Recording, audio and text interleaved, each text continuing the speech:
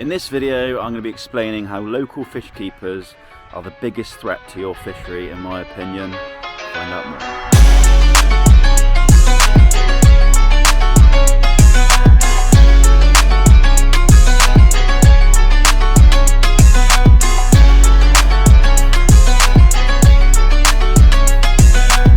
So as you can see, the ponds behind me, I grow carp, and I have a few ponds dotted around the farm, and there's footpaths nearby, and these ponds attract people off of the footpath to come and have a look, to see, you know, it's a very pretty sight down here. It's crawling with wildlife, so people enjoy spending time by the ponds. You know, if you own a water body or you manage a fishery, to me it's the biggest threat that we've got as fishery owners is the public, really, and domestic koi keepers. Because I hear it all the time, you know, a lot of farming friends, some farmers that own some waters, and they're almost excited to tell you about the koi that they've got, or, you know, somebody from the village has come and released a koi into their lake, and it's grown and grown, and you know, to me that's sort of shows the naivety of some fishery owners, and I think a lot of the issue is naivety of domestic fish keepers. They don't realise they're causing a problem when they release their fish, and maybe they're moving home, or the fish have outgrown the pond, or they just don't want to keep fish anymore. They want to fill in their pond, and they think they're doing a good thing by releasing their fish into a water body and basically freeing them into the wild, which is a massive concern if you know anything about parasites and non-native parasites in fish that could be being released into our water systems. So I did a little bit of a search online to see what information is about and how easy it is to understand what domestic koi keepers or fish keepers that have got ponds in their gardens, how easy it is to find what you do with your fish to rehome them. And it's not easy, it's not straightforward. There's no sort of, the answers that keep coming up is to contact your local aquarium, which often take your unwanted fish, or maybe on forums. And this again highlights another issue to me. If they're readily accepting fish from any koi keeper, then what regulations are there around the parasites they've got and the health checking? Obviously in our industry, in the fishery industry, you've got to be CFAS registered, which basically declares that you're in charge of the health status of the fish in that water body, and you've got the site permit, so which is basically an EA certificate which declares what fish species you have on site, and what fish you're allowed to stock, and also whether your water body is an online water or an offline water, and declares whether you can stock fish with obviously all fish need to have a health check ideally, but if you're on offline water you don't necessarily need to, it's advisable. But if you're in online water, which most fisheries are, you need to have a mandatory health check, which basically declares that the fish that you're stocking have been health checked for any notifiable parasites or disease. Notifiable parasites disease, you've got category 1 parasites, which are very common. They'll pass a health check. Things like argillus and fish lice and leech are very common parasites which will pass a health check. And then you've got your category 2 parasites, like your nematode parasites, basically your tapeworms, and your basically gill maggot and bits and pieces like that, which will fall under category 2 parasites, which will fail a health check. So failing a health check, this is the biggest concern for me. If somebody was walking along the footpath, thankfully I've got predator fence right around each of my ponds, which stops people getting in, the gates are locked.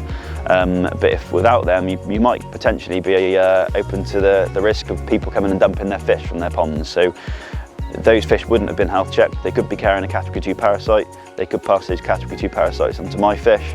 So then I'd fail a health check and I'd be unable to move fish and sell fish to my clients. So obviously that's a huge risk. I could lose my freedom to sell fish under a general health check of my fish. Imagine if you wanted to buy koi, your first place you might look is on eBay, or you might go up your local aquarium to look for some fish you want to keep in your pond. And that's not regulated the same as it is in our industry, as a fishery industry, where, you know, it's in our interest to keep category 2 parasites out of our ponds. If you haven't got any, then obviously you don't want them, because that's going to prevent your fish movements and restrict where you can move your fish in the future. So fish are often traded privately. So domestic keepers might trade fish with other domestic keepers. You know, you can buy fish online without any paperwork and just go and move them from A to B and not really be knowing the risk that you're posing. So koi keepers might be buying their fish, or often buying their fish from multiple sources. So these multiple sources, all different fish have different parasites, different strains of parasites, and koi keepers are really sort of, if they're buying their fish from different sources, they're mixing up those parasites, which in a domestic environment, the fish are obviously kept in a very low stress environment. They're fed every day, they're not predated upon. The fish are often pretty stress-free, they don't spook, not like in our environment where they're exposed to other stresses from anglers, from predators, where the stressful environment is quite high and the stocking densities are quite high. In a domestic environment, you don't have that, so the fish aren't as stressed as they would be in a high stock, fishery. So their immunity is very good, so they can cope with these parasites. Our fish in our fisheries, they're naive to those parasites, and in a high stress environment, so potentially introducing that parasite that the fish are naive to, haven't met before, their immune systems don't know how to defend against it. So that's how you get these large scale mortalities. And the first thing, when somebody rings us up and perhaps says they're losing a few fish, the first question any sort of reputable consultant would ask is, when was your last fish introduction? And they dig a little bit deeper into any fish introductions, the latest fish introductions, because obviously again, domestic keepers might probably move the fish in the summer when it's it's a nice day. They might do it on a nice hot summer's day, and the standard protocol for in our industry is all fish movements are done in the winter. The viral activity is the risk is much lower, because obviously you've got lower bacterial activity, so you're at lower risk of bacterial infection. The water quality is much more stable, and you haven't got the viral presence isn't as risky, because obviously above 18 degrees KHV is active and spread.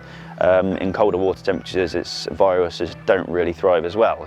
So releasing your domestic fish into a water body, it is an offence under the Keeping and Introduction of Fish 2015, I believe, those regulations. It's an offence to release your fish into the wild without half check. So I don't think this is common knowledge. I think a lot of koi keepers wouldn't know that.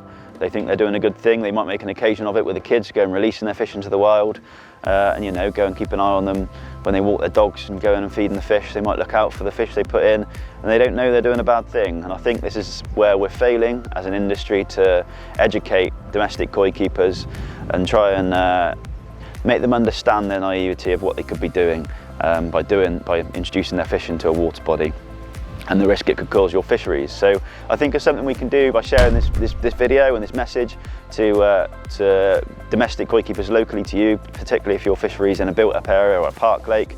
You're at a very high risk of this. Spreading the message so that your local koi keepers, domestic fish keepers, understand the risk that they pose when they want to rehome their fish.